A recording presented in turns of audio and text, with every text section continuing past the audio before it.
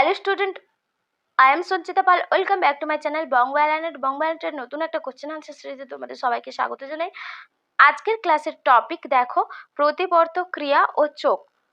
তোমাদেরকে কয়েকদিন ধরেই আমি topic wise question answer series করাচ্ছি। যারা এই 2024-এ এনএম জিএনএম পরীক্ষা দেবে, এছাড়াও তোমরা যারা আদার্স কম্পিটিটিভ এক্সামের জন্য প্রিপারেশন নিচ্ছ, এমনকি যারা মাধ্যমিক পরীক্ষার্থী পরের বছরে 2025-এর, তাদের জন্য কিন্তু এই কোশ্চেন আনসার সিরিজগুলো খুবই গুরুত্বপূর্ণ। তোমরা যে কোনো স্টুডেন্ট এই কোশ্চেন আনসার সিরিজগুলো দেখলে প্রতিটা বায়োলজির প্রতিটা টপিক থেকে কিন্তু তোমাদের অনেক কিছু তথ্যও জানতে পারবে, আর অনেক প্রশ্ন তোমাদের কভার হয়ে যাবে।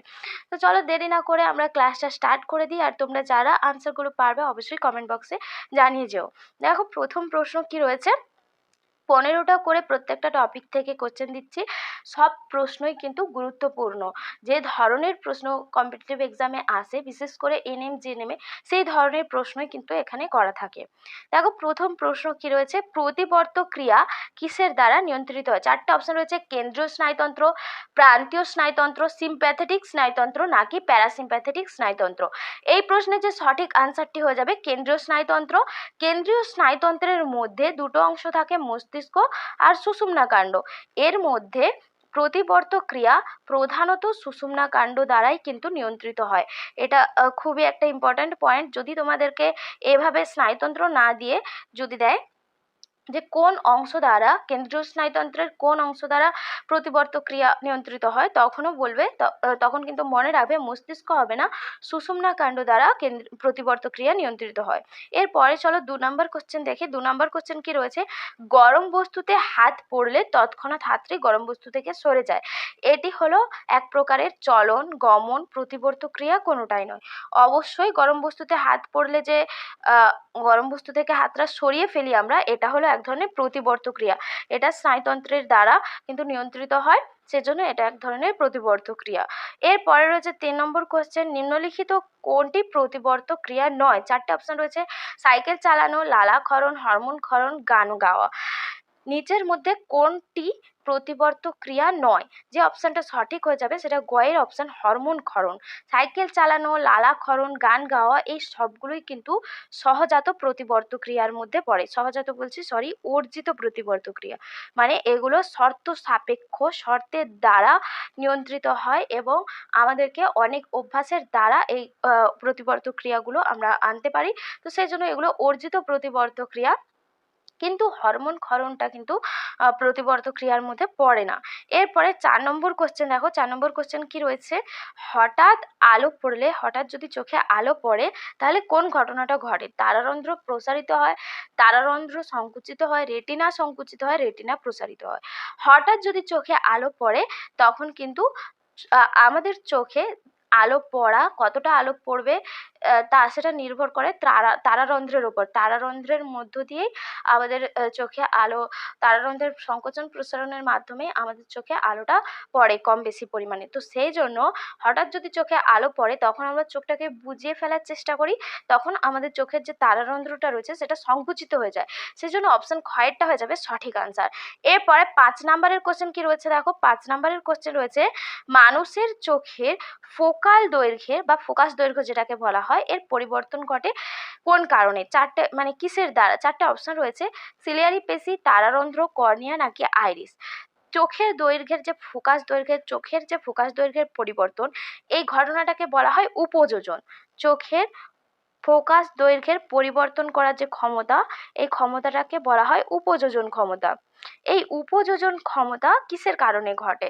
এই উপযোজন ক্ষমতা কিন্তু সিলিয়ারি পেশির কারণে ঘটে। অপশন কয়েকটা হয়ে যাবে সঠিক আনসার। সিলিয়ারি পেশির কারণে কি হয়, চোখের ফোকাস দৈর্ঘ্যের পরিবর্তন ঘটে এবং প্রয়োজন মতো ফোকাস দৈর্ঘ্যের পরিবর্তন ঘটে আমরা সেই জিনিসটাকে ঠিকঠাক মতো দেখতে পাই।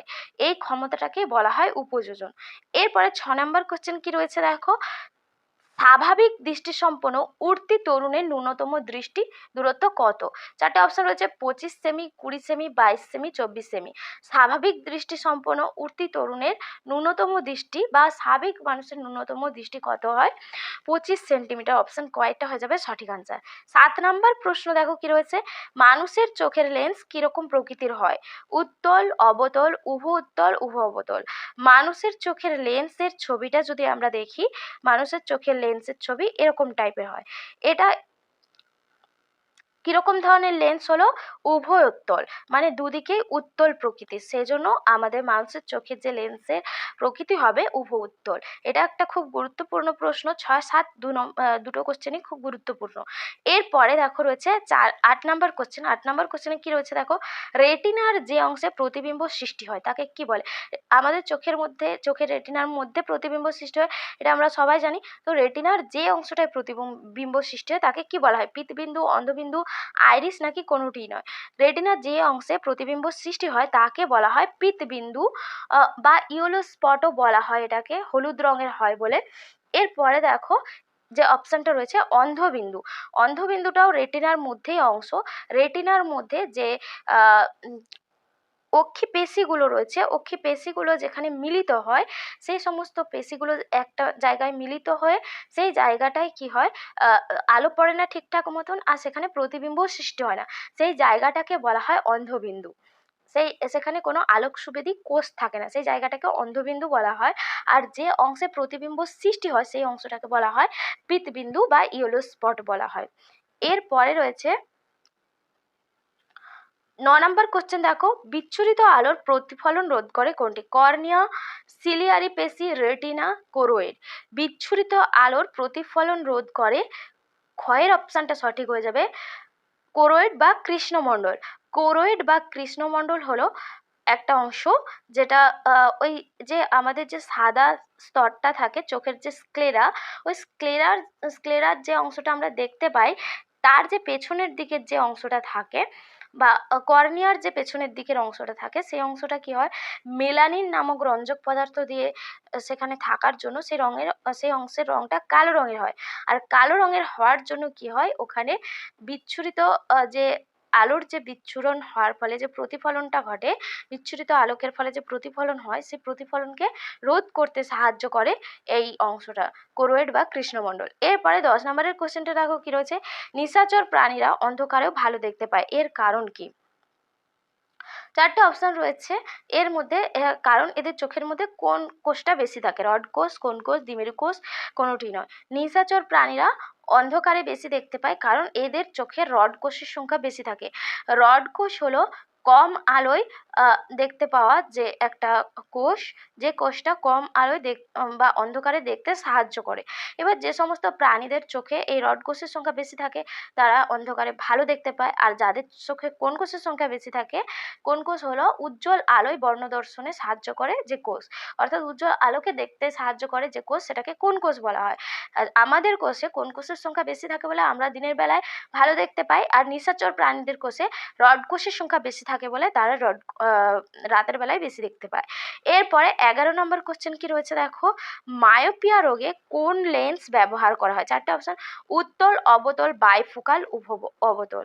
মায়োপিয়া রোগ কাকে বলা হয়?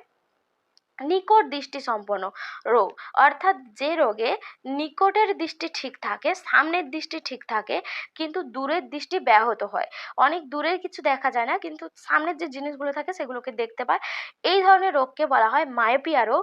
এই মায়োপিয়া রোগে যে ধরনের লেন্সটা ব্যবহার করা হয় সেটা হলো অবতল লেন্স। অবতল লেন্স ব্যবহার করলে মায়োপিয়া রোগীদের সমস্ত কিছু ঠিকঠাক দেখতে পায়। অপশন কয়টা হয়ে যাবে সঠিক আনসার? এরপরে রয়েছে সরি, এখানটায় হবে না, এটা ভুল জায়গায় দাগটা করা হয়ে গেল, এখানে ক্ষয়ের অপশনটা হয়ে যাবে সঠিক আনসার, অবতল।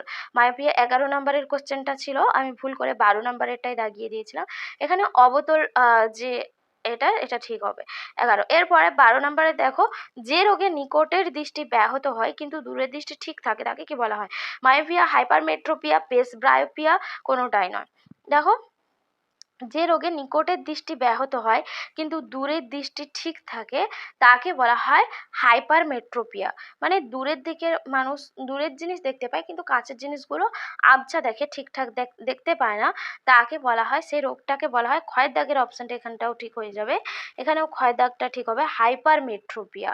এখানে কি হয়, চক্ষু গোলকের যে ব্যাস, চক্ষু গোলকের ব্যাস স্বাভাবিকের তুলনায় ছোট হয়ে যাওয়ার জন্য প্রতিবিম্ব, বস্তুর যে প্রতিবিম্ব তৈরি হয় সেটা রেটিনার পিছনে পড়ে যায়, তার ফলে বস্তু মানে সামনের দিকের বস্তুগুলো ঠিকঠাক দেখতে পাওয়া যায় না।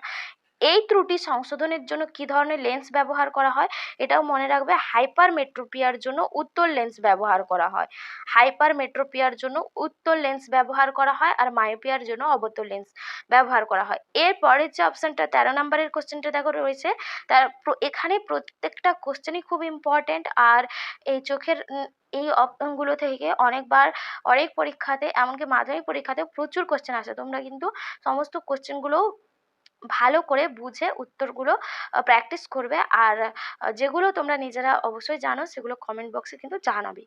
এরপরে আর কতগুলো পারলে সেটাও জানাবে।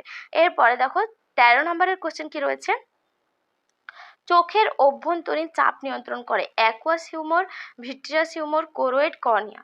চোখের অভ্যন্তরীণ চাপ কারা নিয়ন্ত্রণ করে, চোখের অভ্যন্তরীণ চাপ নিয়ন্ত্রণ করে, এখানে দুটো অপশন ঠিক হয়ে যাবে, এটা আমি ইচ্ছে করেই দিয়েছি, তোমাদের এনএম জেএনএমে কিন্তু এরকম ধরনের প্রশ্ন থাকে, একটা প্রশ্নের দুটো বা তার বেশি উত্তর হয়, তো সেই জন্য আমি এরকম ধরনের কোশ্চেনটা দিয়েছি।